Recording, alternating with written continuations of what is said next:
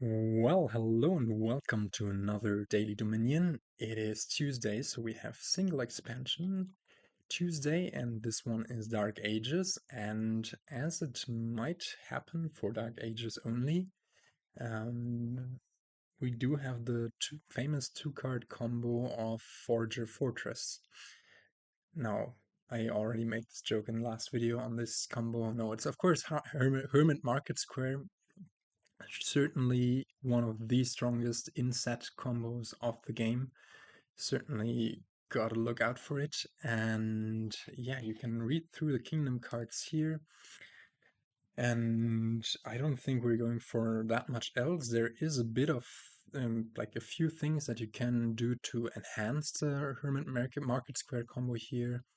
Notably, Fortress allows you to trash it from the discard and put it into your hand with Hermit, and also you get to sorry for this.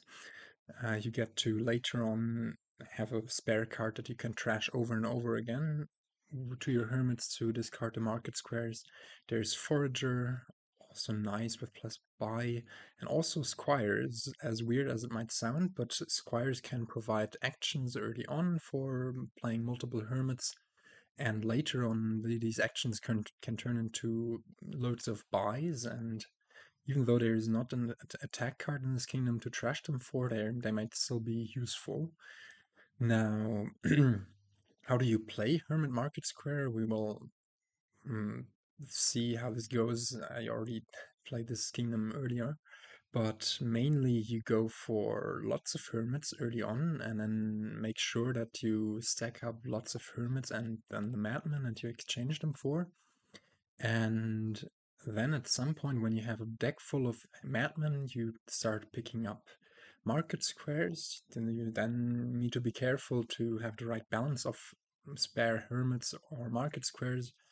But yeah, essentially you can then pop off big time and maybe go for a bunch of golds using the reaction of market square. And yeah, I mean, as last time, I will link the explanation video by Tracer. It's pretty good. I didn't rewatch it for this one, but the memory is still fresh. I think it's like 1 month ago since the last Hermit Market Square Daily Kingdom.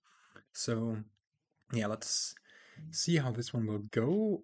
The kingdom plot doesn't even look that impressive. It just signifies that we don't have any attacks, and also no alt VP, and also very little draw, because the only draw here is, well, Vagrant, Hermit, trashing Fortress, I guess, but that's not even net draw.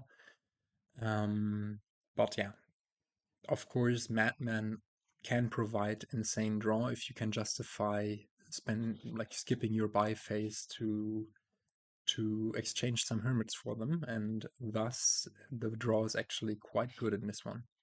Now, opening wise, I think you go for Hermit on the 3/4 anytime. The 5/2, as surprising as it might seem, because usually Junk Dealer is a great opening, the 5/2 is much worse here because you delay your Hermit stuff. I think you can even justify just going for Hermit Vagrant, but it feels really bad in comparison to Hermit. But yeah, on the plus side, the junk dealer might or will enable you to thin out the coppers, and that makes your combo a bit more likely to pop off reliably. But also, junk dealer reduces your hand size for later Madman turns, and that might feel really bad. So if we're not hitting 5 like naturally, we will probably just completely skip it. And even if we hit 5, then a fortress might be a better buy uh, early on. Now, yeah, I think that wraps up this discussion. By the way, go check out my World Cup playthrough with videos, although today's one, okay, the Hermits collide, that's not great. Today's one is not that enticing. We just go for another Hermit and end our buys without buying any cards. And pick up could just pick up another Hermit here. I think that might be the play. It could be a fortress. Actually, I like the fortress just... What do I? We do have two Hermits on there. With Necropolis, also notable with Dark Ages being abundant, there's always a chance for the combo popping up with Necropolis. You have a bit more leeway on the actions, so that might be good. And unless all of our Hermits bottom deck, we should be in a good position now. And yeah, our Hermits kind of bottom decked, but also we found at least two of them with this Overgrown Estate trash. And yeah, these draws are rather awful. And here, to be honest, I am considering adding a Forager to maybe thin out some of the coppers slowly. It might be a bit too slow, but yeah, I deliberately do not think it's worth buying another or exchanging this Hermit for a Madman. We have two Madmen down there, so we should draw a bunch of stuff, and just having a bit more stuff to do other than like having just a Madman should be the better way to go. So we get to now decline this and just fill our deck with 4 Madmen. Decline that. And that's pretty great. Now we might, yeah, depending on a draw here, we might not even exchange these Hermits actually, but rather just already maybe gain a Market Square or another Hermit.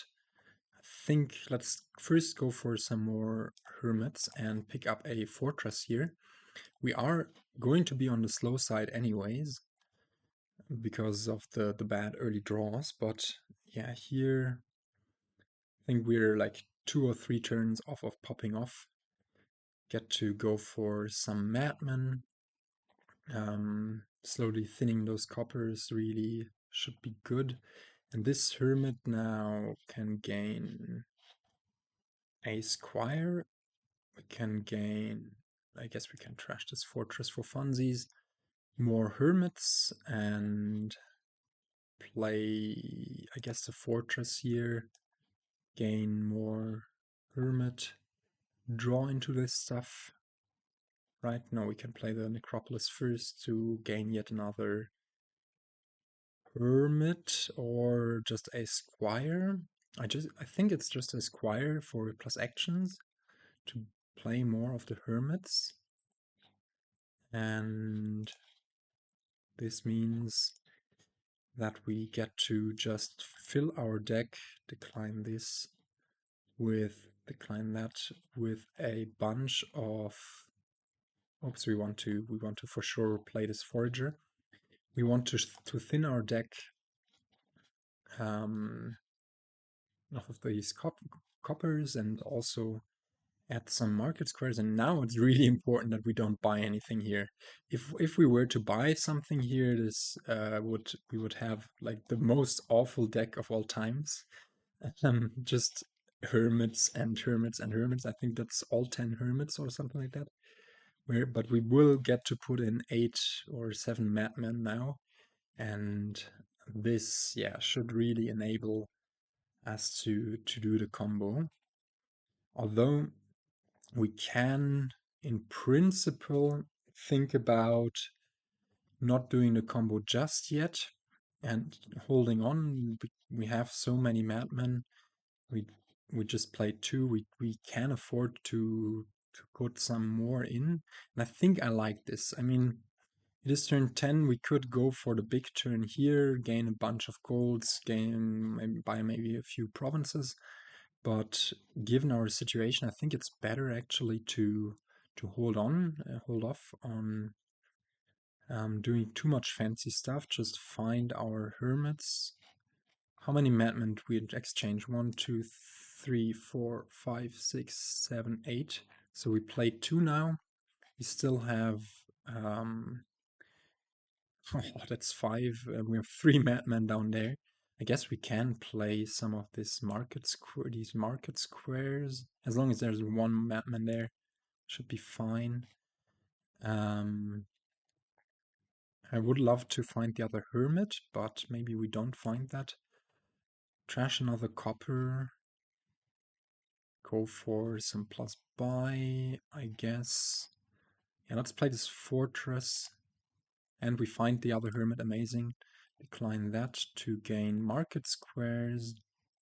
Decline that. Play this for plus buy and just buy 2 market squares. And the Hermits next turn will be able to gain more Hermits, which we can draw into. And then we can go for this really, really big turn. And we have 2 Madmen top decked. So yeah, should be quite the big turn coming up. And I'm surprised we get to do this in 11 turns because yeah, I mean the draws that we had early on, we had lots of Hermit collisions, so they weren't the greatest. And here, yeah, it's nice that we can already do some of this stuff. It's important to not lower the hand size too much. Is that actually too low? That's 11 cards that we want to draw. We have 1, 2, 3, 4, 5, 6, 7, 8, 9 that we can draw. So maybe we don't react all 3, but just react 2, decline that, and yeah. We do have one more Hermit down there. That's important. That one can gain us more Hermits to do the combo more times. But yeah, we essentially draw a deck here. I think the last card should be just a market square, too bad. But yeah, now you can see this combo in action. Trash that Necropolis. Do we want to trash the Necropolis actually instead of the Fortress?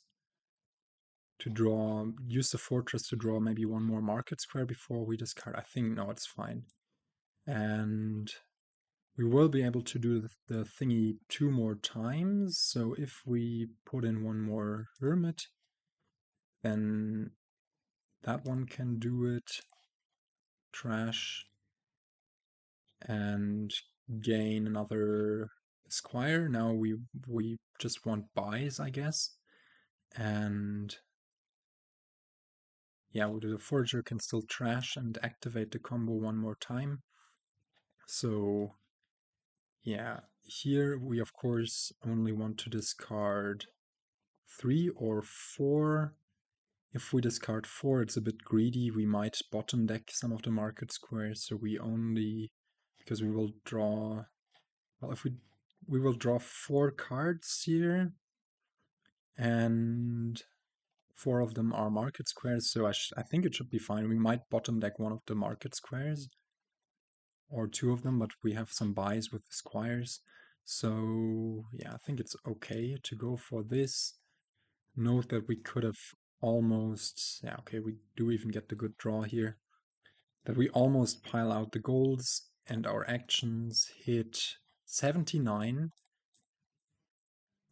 Which is just enough to go for all the provinces and duchies, and some of the duchies. But yeah, I don't know. That went really smoothly after a somewhat awkward early game. I didn't think we would do it in 11 turns, but the way we held, I like the way we held off, held on to some of our madmen on turn 10, just calmly adding some market squares and buying some more, while also I do like the Forager to slowly thin some of the coppers. I think except for these bad early draws, everything went really smoothly. Like, also there was a pivotal point where we trashed the overgrown estate and found the second hermit that early shuffle, and that was really valuable, of course. So I guess thanks for that. But yeah, 8 provinces, 3 duchies in 11 turns with just the Hermit Market Square combo. Don't miss out on it. It's super strong once again and rather fun if you get to pull it off in a human versus human match. This gets much more interesting because you get to try to dance around the combo in some ways and maybe even deny your opponent some Madman. It's, yeah, probably also going to be uh, rather weird. I haven't yet played the mirror, but yeah, I think that wraps up this video, and I will try to catch you in the next one, which is going to probably be the next World Cup video tomorrow at 6 p.m. UTC again. The fifth one is coming out tomorrow, and that one is much more fun than the fourth one that came out today. And yeah, I don't know whether I'll get to record dailies for the rest of the week. Maybe tomorrow one more, but on Thursday I'm going for a very brief skiing trip, so that might inhibit me from recording. But there will still be videos on the World Cup coming out. Anyways, I'm rambling, and this video should have probably ended like a minute earlier, but I'll say goodbye with that.